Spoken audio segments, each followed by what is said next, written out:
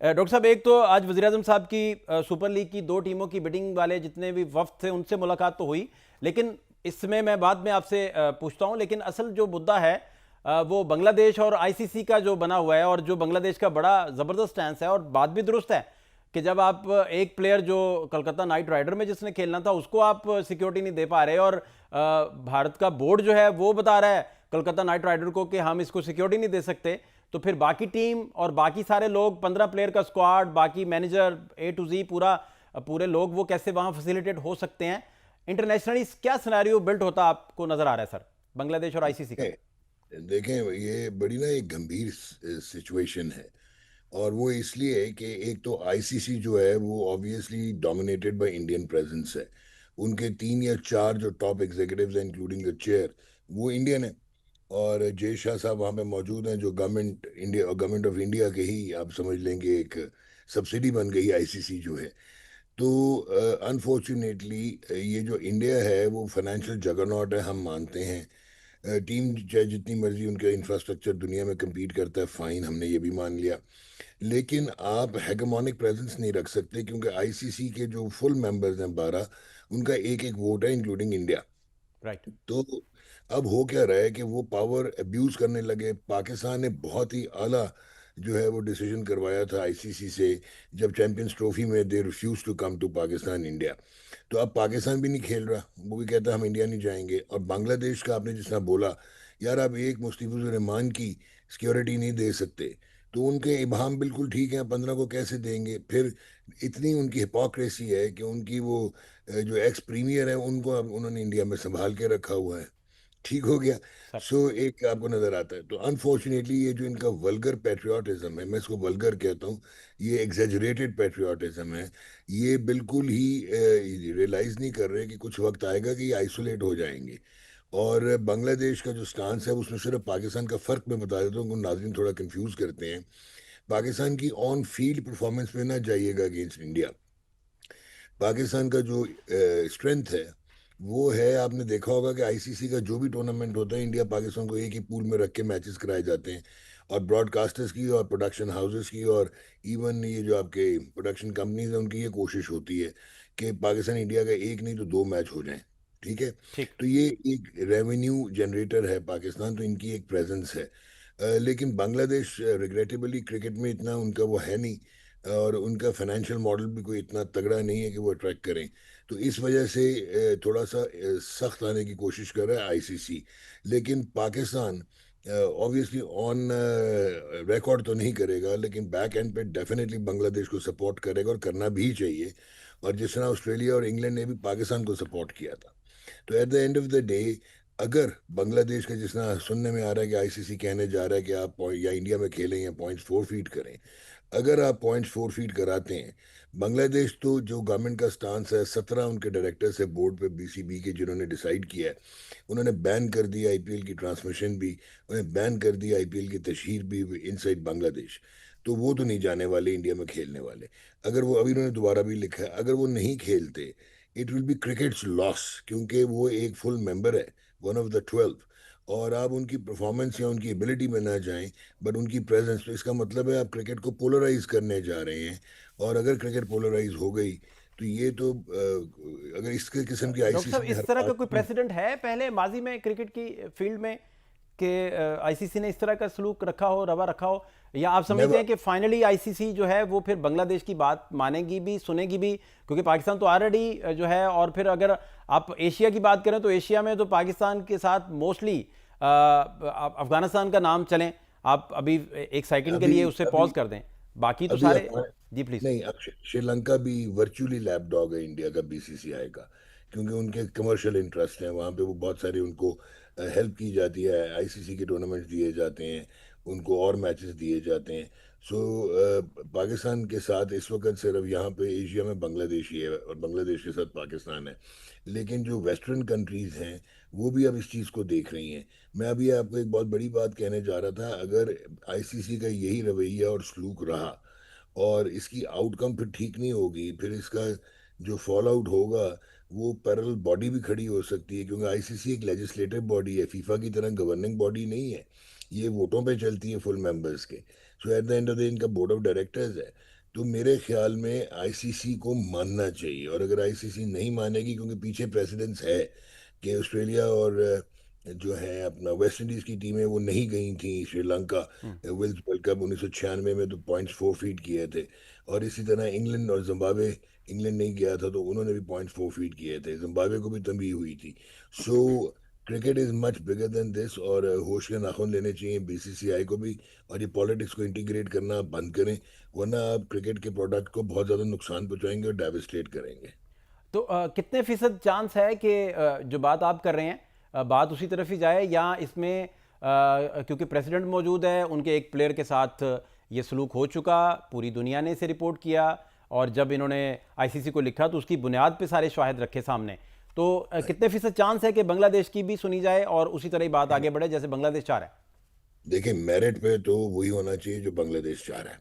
Right. और बांग्लादेश को इनको वेन्यू, ठीक है, हम मानते हैं कि बीसीसीआई ने होटलिंग करवाई होगी, लॉजिस्टिक्स होंगे, ट्रैवलिंग होगी, वो शिफ्ट करना, कितने मैचेस श्रीलंका में हो सकते हैं, but at the end of the day जो बांग्लादेश चाह रहा है वो होना चाहिए। और मुझे बहुत 30% चांस लग रहे हैं, क्योंकि इट ऑल डिपेंड्स कि पाकिस्तान के साथ और कितने क्रिकेट बोर्ड हैं जो इस चीज़ को इनकरेज करेंगे कि बांग्लादेश को खेलना चाहिए और पॉइंट फोरफीट नहीं करने चाहिए, उनकी बात माननी है। तो आईसीसी को प्रेशर से जो है वो आएगा, तो वो आएगा कि अगर ये टॉप बोर्ड जो हैं, England, Australia, New Zealand, south Africa, ये भी कहते हैं कि नहीं जी, आई थिंक कि वो रीजनेबल है बांग्लादेश का स्टांस। अभी तक कोई ऑफिशियल हैंड आउट आया नहीं, और अभी तक कोई मीटिंग हुई नहीं, लेकिन आई पर्सनली फील कि eight the end of the day ये चीज़ सेटल होती इस वक्त तक नज़र नहीं आ रही। तो डॉक्टर साहब, आपके तजर्बे की रोशनी में इंग्लैंड, ऑस्ट्रेलिया, बाकी जो नाम भी आपने गिनवाए, इनका कितना चांस है इस मुद्दे को लेकर? प्रेसिडेंट क्या है, ये कितना खड़ा हो सकते हैं बांग्लादेश के साथ? उन्होंने पाकिस्तान को तो सपोर्ट किया था, लेकिन मैंने आपको बताया पाकिस्तान रिमेन्स अ वाइटल कॉग। ये जो एशिया कप अभी हुआ था T20 रिसेंट पास्ट में, जहाँ पे उन्होंने ट्रॉफी का ड्रामा किया था इंडिया ने, 3 मैच और इंडिया के साथ रखे हमारे, हाँ, 3 मैच थे। तो तीन जी। मैच इसलिए थे कि ब्रॉडकास्टर्स की वजह से। Yes yes. तो अगर तो ये पाकिस्तान का इस वक्त वजन काफी ज्यादा है because of being a vital कॉग in broadcasting industry cricket की। तो अगर तो पाकिस्तान जो है वो कामयाब हो जाता है, क्योंकि अब आप एक और चीज देखो ना, जो इंडियन प्रीमियर लीग है उसमें जो प्लेयर्स आते हैं उसका कुछ परसेंटेज जो है वो उनके रिस्पेक्टिव बोर्ड्स को भी मिलता है। तो ये सारी मनी गेम है, कॉन्ट्रैक्ट्स की गेम है, क्योंकि आईपीएल एक बहुत बड़ा ब्रांड है। तो eight the end of the day Pakistan भी जो है इस वक्त इंटेग्रल और इम्पोर्टेंट है, और ये डिपेंड करेगा कि पाकिस्तान कितना स्विफ्टली जो है इन बोर्ड्स को कोशिश कर सकता है कि वो आईसीसी को कंपेल करें कि बांग्लादेश की बात मानी जाए। लेकिन इसमें जरा थोड़ा सा थिन लाइन आ जाती है, और वो ये है कि उनके भी कमर्शियल इंटरेस्ट हैं, लेकिन उनको ये रियलाइज करना पड़ेगा कि क्रिकेट इस तरह जो है वो डिवाइड हो जाएगी, और ये कोई अच्छा नहीं है मुस्तकबिल के लिए, इंटरनेशनल गेम के लिए और इंटरनेशनल स्पोर्ट के लिए। दूसरा डॉक्टर साहब, पीएसएल को लेकर बिडिंग का प्रोसेस भी, सारे एनालिस्ट, सारे लोग जो हैं वो मुबारकबाद दे रहे हैं, पीसीबी को भी, मोहसिन नकवी साहब को भी, और इसका शुमार आप आहिस्ता आहिस्ता देखें कितना ये ज़बरदस्त इंटरनेशनली इसको शोहरत भी मिल रही है पीएसएल को। आप अब किस नज़र से देखते हैं? वज़ीर आज़म साहब से सुपर लीग की दोनों टीमों की जो बिडिंग जीतने वाली फर्म्स हैं, उन्होंने भी कुछ देर पहले मुलाकात आज की, आपका क्या टेक है सर? देखें, जहाँ तक तो ये ऑक्शन था, it was brilliantly organised, Wasim Akram ने कमाल कंडक्ट किया है, और well done Pakistan cricket board and well done Pakistan super league. और उसका रीज़न ये है कि अगर आप पाकिस्तान रुपीस में देखते हैं, और एक अगर आपकी 110 मिलियन की जो बेस प्राइस थी उसके ऊपर हैदराबाद जो है, ये जो फवाद सरवर साहब हैं, he picked it up at 1.75 billion. और फिर जो दूसरी बेस प्राइस आई वो 1.7 बिलियन आई, जो कि पीसीबी ने दी, और उसमें फिर 1.85 बिलियन पे सियालकोट उठाई ओजी डेवलपर्स ने। यहाँ तक तो ये अमेजिंग है, और ये बहुत अच्छा प्रॉस्पेक्ट लगता है कि बहुत फल फूल रही है पाकिस्तान सुपर लीग, और हमारा है भी सोशल इंट्रोडक्शन, और ये एक्सपेंशन भी हो रही है, दो, ना सिर्फ दो फ्रेंचाइजेज आ रही हैं, बट वो एक एग्जॉर्बिटेंट नंबर पे, जो कि टू बी वेरी ऑनेस्ट हम लोगों का ख्याल था कि ये 1.4 1.5 बिलियन पे जाके बात खत्म हो जाएगी, क्योंकि इसमें ऑपरेशनल कॉस्ट भी आनी है। आप एक चीज़ नोट कीजिएगा, सर। ये दोनों बाहर की कंपनीज हैं टेक्निकली, वो ठीक है ओजी डेवलपर्स पाकिस्तान में काम करते हैं, लेकिन उनके बहुत सारे स्टेक्स बाहर हैं। तो if you earn in dollars, तो अब अगर आप देखें ये हैदराबाद जिन्होंने उठाई है, ये जो एफकेएस ग्रुप है, किंग्समैन ग्रुप, ये कोई $6.25 मिलियन बनते हैं। और अगर आप देखें जो 1.85 बिलियन ओजी डेवलपर्स ने उठाया, ये $6.55 मिलियन बनते हैं। ठीक हो गया। जी।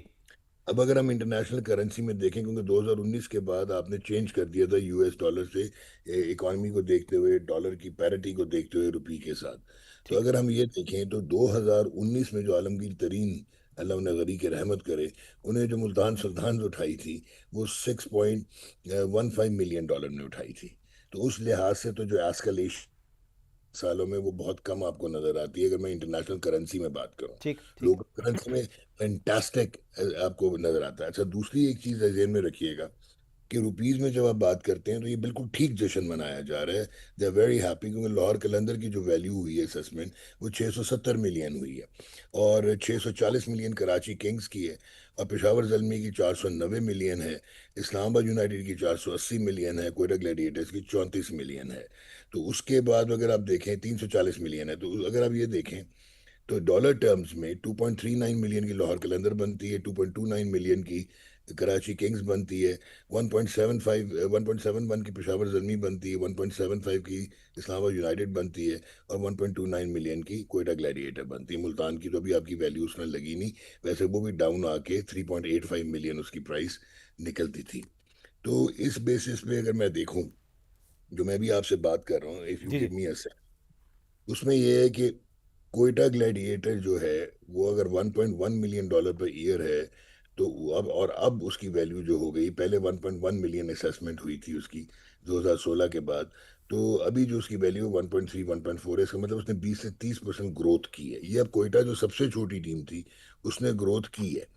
पेशावर जलमी को अगर हम देखते हैं, उन्होंने भी 10 से 15% ग्रोथ की है। कराची किंग्स जो है वो लाहौर कलंदर, ये फ्लैट गए हैं, इनकी ग्रोथ नहीं हुई। तो अब एक चीज तो ये अखज आप कर लें कि जब आप मुल्तान सुल्तान लॉस में गया था बिकॉज ऑफ द अमाउंट, जो एग्जॉर्बिटेंट अमाउंट पे उन्होंने ये फ्रेंचाइजेज उठाई थी। अच्छा, अब एक और जो हमारी इकोनॉमिक रिफ्लेक्शन आता है हमारी इकोनॉमी का, और जो हमारी यूएस डॉलर डिस्पैरिटी, $108 का डॉलर था जब 2015 में ये फ्रेंचाइजेस फर्स्ट टाइम आई थी। तो you will be shock to know कि उस वक्त जो इनकी वैल्यू थी $26 मिलियन की कराची किंग्स थी, $25.1 मिलियन की लाहौर कलंदर थी, $16 million Peshawar Zalmi, 15 million Islamabad United, और 11 मिलियन कोयटा ग्लैडिएटर। लेकिन इसी वजह से ये चेंज किया गया था